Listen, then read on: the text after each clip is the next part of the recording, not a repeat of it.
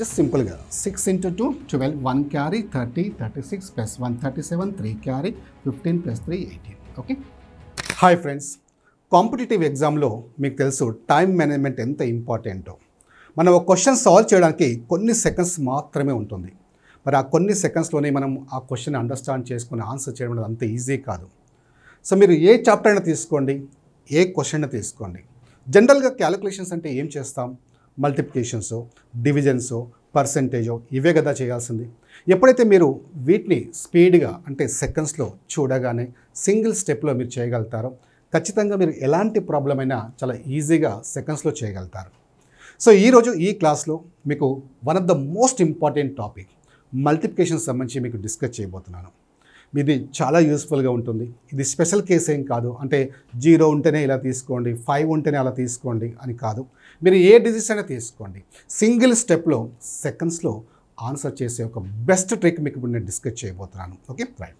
RSB ఎడ్యుకేషన్లో మీరు ఇందులో ఏ కోర్స్ అయినా తీసుకోండి, ఏపీటీఎస్ గ్రూప్స్ కావచ్చు, లేదా SI constable, railway exams, RRB NTPC లేదా గ్రూప్ డి, ఏఎల్పి, అలాగే ఆర్పిఎఫ్ ఏ ఎగ్జామ్స్ సంబంధించి కావచ్చు, అలాగే staff selection commission, bank exams, ఇలా మీరు ఏ ఫుల్ కోర్స్ అయినా తీసుకోండి. కేవలం మనకు ప్రజెంట్ సో ఈ ఫీజు ఉండదు, మనకి కేవలం 999కే ప్రొవైడ్ చేస్తున్నారు. సో కంప్లీట్ కోర్స్ 1-2 సబ్జెక్ట్స్ కాదు.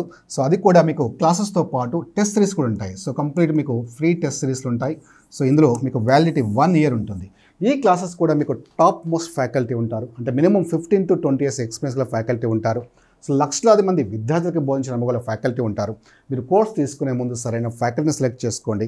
మీరు ఎప్పుడైతే సరైన ఫ్యాకల్టీని సెలెక్ట్ చేసుకుంటారో 50% మీరు సక్సెస్ అయినట్టే. సో ఒక్కసారి వీలైతే కంటెంట్ మీరు ఆర్ఎస్బి ఎడ్యుకేషన్ యాప్ మీరు ప్లే స్టోర్లో డౌన్లోడ్ చేసుకొని చూడండి. సో మీకు అక్కడ కనిపిస్తుంది, డెమో క్లాస్ కూడా ఉంటాయి. మీకు ఒకవేళ నచ్చితేనే ఈ క్లాసెస్ తీసుకోండి. ఓకేనా రైట్. ఫర్ ఎగ్జాంపుల్ చూడండి, జనరల్గా మనకి 24 into 31 అనుకోండి, ఎవరైనా చేయగలుగుతాం. సో ఇక్కడ ఆన్సర్స్ రావడం ఇంపార్టెంట్ కాదు, దాన్ని ఎంత వేగంగా చేయగలుగుతామో చాలా ఇంపార్టెంట్. Okay right. ఇప్పుడు చాలా జాగ్రత్తగా వినండి. ఇందులో ఫస్ట్ స్టెప్ ఏంటంటే, ఇక్కడ 24లో లాస్ట్ డిజిట్ 4 తీసుకోండి, 31లో లాస్ట్ డిజిట్ 1 తీసుకోండి. ఈ రెండింటిని మల్టిప్లై చేయండి. 4 into 1 4. Okay clear right. Next ఏంటంటే మనకి మిడిల్ డిజిట్స్ని మల్టిప్లై చేయండి, అలాగే చివరి డిజిట్స్ని మల్టిప్లై చేసి జస్ట్ రెండింటిని యాడ్ చేయండి. 4 into 3 12 plus 2 into 1 2, just add చేయండి. 12 plus 2 ఎంత? 14. 1 క్యారీ. Okay right. చివరగా ఇందులో ఫస్ట్ డిజిట్, ఇందులో ఫస్ట్ రెండింటిని మల్టిప్లై చేయండి. 2 into 3 6. ఇప్పుడు క్యారీ ఎంత ఉంది అక్కడ? 1 కదా. 6 plus 1 ఎంత? 7 అంతే. ఇలా మీకు స్టార్టింగ్లో అలా అనిపిస్తుంది, కానీ మీరు కొంచెం ప్రాక్టీస్ చేస్తే జస్ట్ చూడగానే సెకండ్స్లో దాన్ని ఆన్సర్ చేయగలుగుతారు. అయితే ఇక్కడ మీరు ప్రాక్టీస్ చేసేటప్పుడు ఒక 2 కండిషన్స్ ఉంటాయి. అందులో ఫస్ట్ కండిషన్స్ ఏంటంటే, మీరు ఎట్ ఎనీ కాస్ట్ ఇక్కడ క్యారీస్ కూడా రాయకూడదు. అంటే ఫర్ ఎగ్జాంపుల్ చూడండి, సెకండ్ స్టెప్ చూడండి, 4 into 3 12 ప్లస్ 2 into 1 2, రెండింటిని యాడ్ చేశాము. 12 plus 2 ఎంత? 14. 4 ఇక్కడ తీసుకున్నాను, 1 ఎక్కడ రాశానంటే 1 అక్కడ రాయలేదు. So always keep in the mind. So మీరు అనుకోవచ్చు, అంటే నేను మర్చిపోతానేమో అని. మీరు ఎప్పుడైతే అలా అనుకుంటారో, అంటే మర్చిపోతానేమో అని అనుకుంటారో ఖచ్చితంగా మర్చిపోతారు. సో ఎప్పుడైతే అక్కడ మీరు ఆ క్యారీ రాయకుండా మీరు మైండ్లోనే అంటే స్టోర్ చేసుకున్నారనుకోండి, అప్పుడు మీ బ్రెయిన్కి ఇన్స్ట్రక్షన్స్ వెళ్ళిపోతాయి. ఏమని? నేను అక్కడ రాయలేదు, నువ్వు గుర్తుపెట్టుకో అని. సో ఈ ప్రాసెస్లో ఏంటంటే మీ బ్రెయిన్ చాలా షార్ప్ అవుతుంది. ఈవెన్ హాఫ్ అన్ అవర్ తర్వాత కూడా అక్కడ ఏముంది అంటే క్యారీ 1 అని ఇమ్మీడియట్లీ మనం బయటికి రావాలి. సో ఫస్ట్ కండిషన్ ఏంటంటే, ఎట్ ఎనీ కాస్ట్ క్యారీస్ అక్కడ రాయకండి. సెకండ్ ఏంటంటే, స్పీడ్ మెయింటైన్ చేయండి. అది ఎలా మెయింటైన్ చేయాలో ఇప్పుడు నేను చెప్తాను ప్రాక్టీస్లో. ఫర్ ఎగ్జాంపుల్ చూడండి, ఇందులో ఫస్ట్ స్టెప్ వెరీ క్లియర్ కదా, 4 into 1 4, ఇది నో డౌట్. ఓకే, ఫస్ట్ స్టెప్లో ఏం చేస్తున్నాం? Last digit into last digit.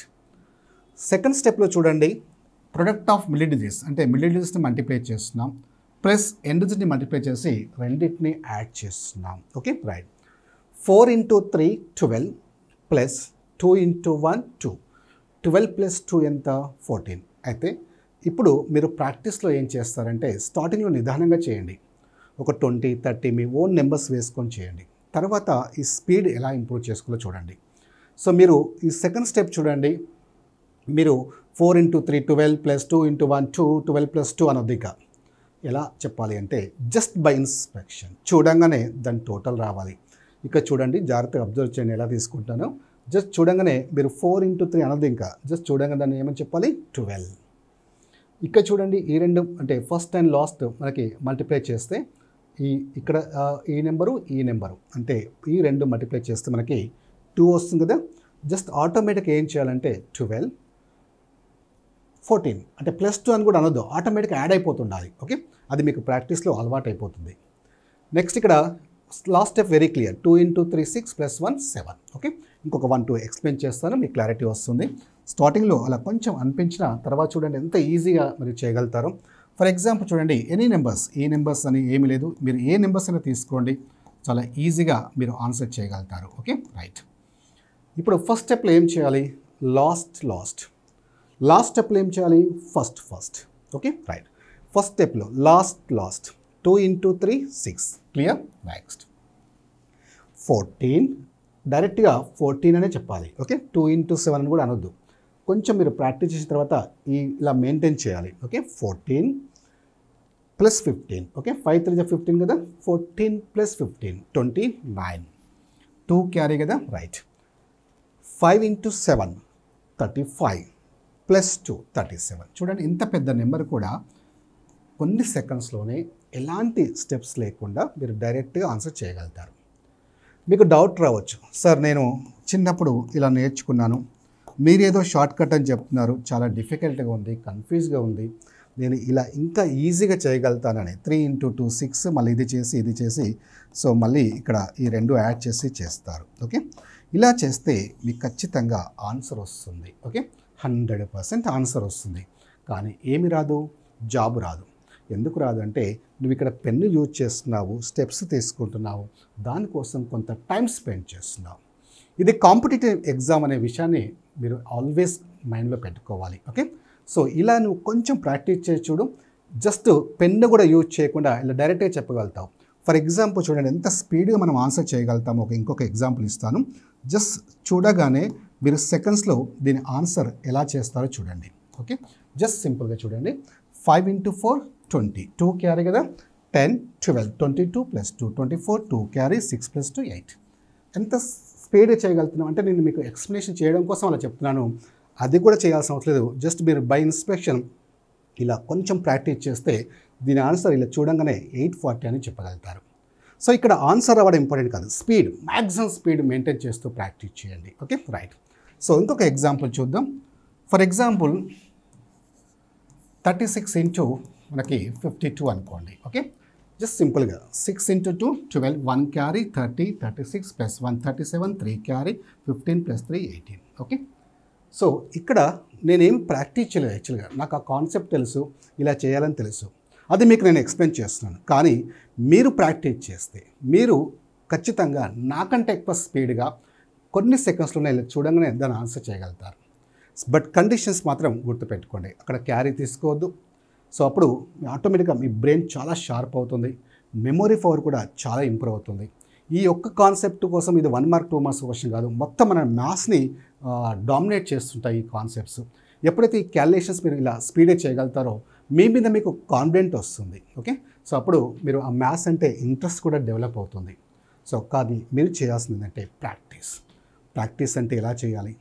So ఈ సందర్భంలో మీకు ఒక స్టూడెంట్ గురించి చెప్పాలి. ఒకసారి నేను క్లాస్లో ఈ కాన్సెప్ట్ చెప్పి ప్రాక్టీస్ చేయండి, చాలా యూస్ఫుల్గా ఉంటుంది, వెరీ ఇంపార్టెంట్ టాపిక్ అని చెప్పాను. సో నెక్స్ట్ డే ఒక స్టూడెంటు ఒక అమ్మాయి తీసుకొచ్చి చూపించింది, సార్ నేను ప్రాక్టీస్ చేశాను అని. నేను అది చూడంగానే నిజంగా చాలా షాక్ అయ్యాను. ఎందుకంటే దాదాపుగా హాఫ్ ఆఫ్ ద నోట్బుక్ ఈ మల్టిప్లికేషన్సే ఉన్నాయి మొత్తం. సో అప్పుడు అడిగాను, అంటే ఒక నెంబర్ ఇచ్చి దీన్ని ఆన్సర్ చెప్పంటే డైరెక్ట్ ఇమీడియట్లీ ఆన్సర్ చెప్తుంది అమ్మాయి. సో ఎలా చెప్తున్నావు అమ్మా, ఎంత స్పీడ్గా ఎలా చెప్తున్నావు అంటే నేను ప్రాక్టీస్ చేశాను సార్ అన్నది. అవి చూస్తే హాఫ్ ఆఫ్ ద నోట్బుక్ నేను షాక్ అయ్యాను. నెక్స్ట్ డేనే కదా, అంటే ఎప్పుడు ప్రాక్టీస్ చేసి అడిగాను. సార్ నేను నైట్ 3 o'clock వరకు నేను పడుకోలేదు సార్, అవి ప్రాక్టీస్ చేసిన తర్వాత నేను పడుకున్నాను, ఇప్పుడు నాకు మంచి కాన్ఫిడెంట్ వచ్చింది. సో ఇప్పుడు మీరు ఏ మల్టిప్లికేషన్ సరే నేను సెకండ్స్లో చూడగానే చెప్తాను సార్ అని. అప్పుడు నేను తనకు చెప్పాను. సో గో హెడ్ అమ్మ, very good. So definitely you will get the job, 100% you will get the job అని చెప్పాను. సో ఒక 3-4 మంత్స్ తర్వాత అక్కడి నుంచి కట్ చేస్తే తర్వాత వచ్చింది ఆ అమ్మాయి. ఆ 3-4 మంత్స్ తర్వాత తనకి 3 జాబ్స్ వచ్చాయి. అదేంటి సార్ 3-4 మంత్స్లో 3 జాబ్స్ ఎలా వస్తాయి అనుకుంటున్నారా? అంతకంటే ముందు నోటిఫికేషన్స్ వచ్చాయి.